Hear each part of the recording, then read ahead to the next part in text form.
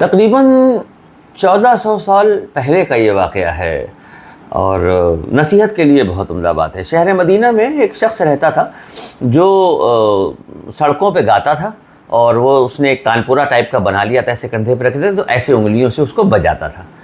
بجاتا بھی بہت اچھا تھا اور گاتا بھی بہت اچھا تھا مدینے کی گلیوں میں، اور لوگ سن کے کچھ نہ کچھ اس کو دے دیا کرتے تھے۔ زندگی آرام سے اس کی گزر رہی تھی۔ پھر زندگی اس موڑ پہ آئی جسے بڑھاپا کہتے ہیں۔ بوڑھا ہو گیا تو پھر نہ وہ آواز میں دم رہا نہ وہ ساز میں دم رہا، تو فاقے ہونے لگے۔ کئی وقت ایسے گزر جاتا تھا۔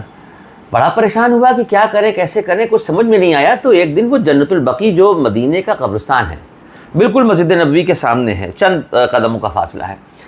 قبرستان میں عموماً آپ دیکھیں تو سناٹا ہوتا ہے، کون جاتا ہے قبرستان بغیر کسی جنازے کے؟ وہ تنہائی میں قبرستان میں یعنی جنت البقیع قبرستان میں جا کے بیٹھا، اور اس کے بعد وہاں بیٹھ کے اس نے ایسے دیکھا، اس نے کہا کہ اے اللہ، تو نے آواز دی تھی تو میں گاتا تھا، تو نے آواز دی تھی تو میں بجاتا تھا، اور اچھی زندگی پوری گزر گئی۔ اب اس موڑ پہ آ گئے ہیں، اب کہاں جائیں، کس کے سامنے ہاتھ پھیلائیں؟ مولا کچھ تو میری بھوک کا انتظام کرتے۔ یہ باتیں وہ تنہائی میں بیٹھا ہوا اللہ سے کر رہا تھا، وہاں کوئی نہیں تھا، اللہ سے وہ یہ باتیں کر رہا تھا۔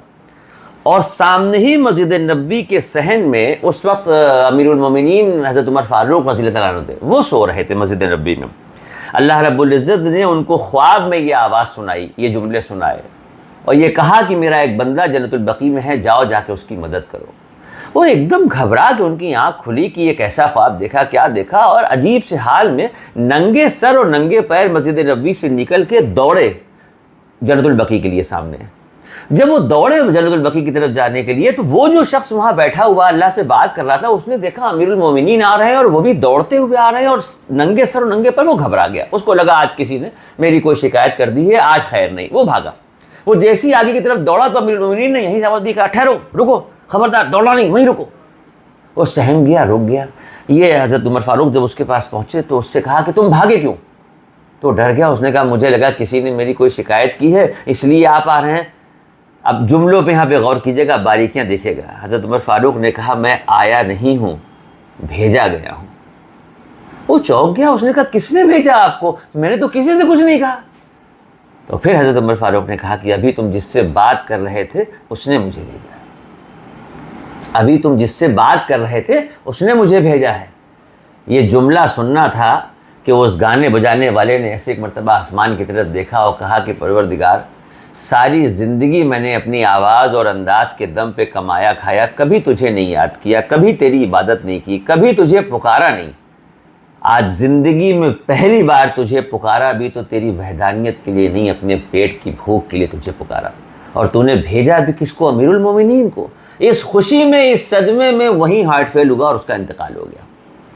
اس کا انتقال ہو گیا، اور حضرت عمر فاروق رضی اللہ تعالیٰ عنہ نے خود اس کی نماز جنازہ پڑھائی۔ 2 منٹ میں آج کی تاریخ میں ہم لوگ ایک دوسرے پہ انگلی اٹھا دیتے ہیں کہ یہ ایسا ہے، وہ ویسا ہے، اس نے یہ کیا، اس نے وہ کیا۔ کس نے کیا کیا، کون کیا ہے، یہ اللہ جانے۔ ہمیں اور آپ کو حق نہیں ہے اس بات کی انگلی اٹھانے کا کہ اس میں یہ برائی ہے، اس میں وہ برائی ہے۔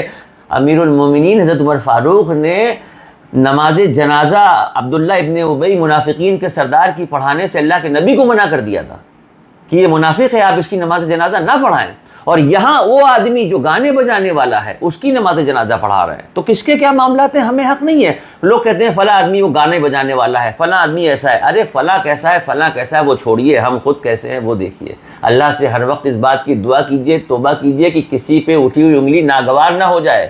اللہ پاک ہمیں ہدایت دے کہ ہم نیک بن جائیں، دوسروں کی کمیاں ڈھونڈنا اب ہم بند کر دیں۔ السلام علیکم ورحمۃ اللہ وبرکاتہ۔